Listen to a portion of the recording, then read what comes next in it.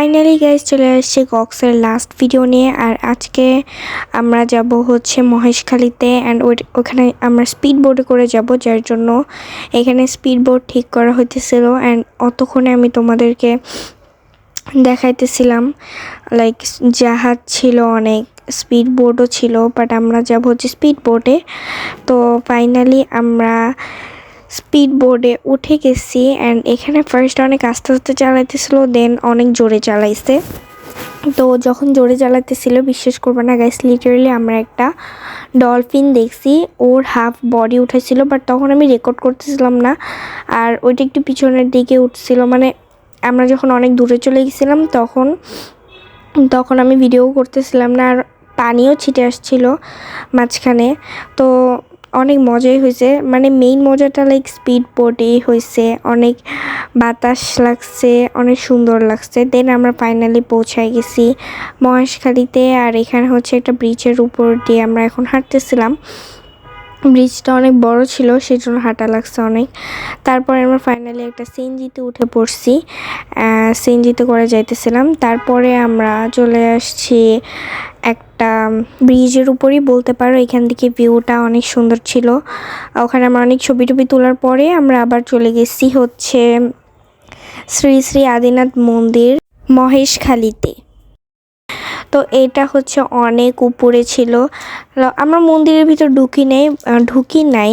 মন্দিরের থেকে আরও উপরে যাওয়ার পরে একদম মানে যদিও সাজেক আরও বড় পাহাড় হয়, বাট অনেকটাই সাজেক ভিউ পাইছি।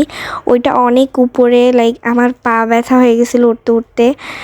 তারপরে গেছে দেখো ফাইনালি উঠছি অ্যান্ড এখান থেকে অনেক সুন্দর ভিউ আসতেছিল, পুরা সেই লাগতেছিল। উপর থেকে সব কিছু অনেক ছোট লাগতেছিল অ্যান্ড যে গাছগুলা ছিল গাছপালাগুলোও উপর থেকে অনেক সুন্দর লাগতেছিল।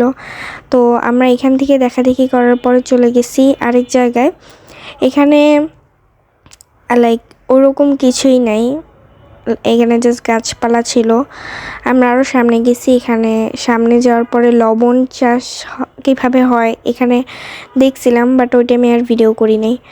তো আমরা হচ্ছে এগুলা দেখতেছিলাম, এখানে হাঁটাহাঁটি করতেছিলাম। তারপরে গাছপালা মানে এখানে হাঁটতেই ছিলাম, মানে হাঁটাহাঁটি করে ঘুরে ঘুরে সব দেখতেছিলাম। অ্যান্ড অলসো আমরা অনেক ছবি টবিও তুলছি, মজাও করছি, এখানে লাইক দৌড়াদৌড়ি করছি। এখানে মহিষ ছিল অনেকগুলা। তারপরে আমরা এখান থেকে বিচে চলে গেছিলাম। বিচে যাওয়ার পরে আমরা আচার দেন চকলেটস এগুলা কিনতেছিলাম বিচ থেকে। তারপরে আমরা হোটেলে যাই রেডি হয়ে আমরা লাঞ্চের জন্য রেস্টুরেন্টে যাব। তো রেস্টুরেন্ট থেকে লাঞ্চ শেষ করে, এই ব্লগে আমি আর খাওয়া দাওয়া দেখাইনি, লাঞ্চ শেষ করে চলে আসতেছিলাম হোটেলে। অ্যান্ড হোটেলে আসার পরে লাইক আমি ব্লগটা এখানেই এন্ড করছি, অনেক টায়ার্ড ছিলাম আর আজকেই বাসায় যাব, সো এই জন্য। তো আজকের ব্লগটা এই পর্যন্ত ছিল। আই হোপ গাইস তোমাদের সবার ব্লগটা ভালো লাগছে অ্যান্ড নেক্সট ব্লগে দেখা হবে। আল্লাহ হাফেজ গাইজ।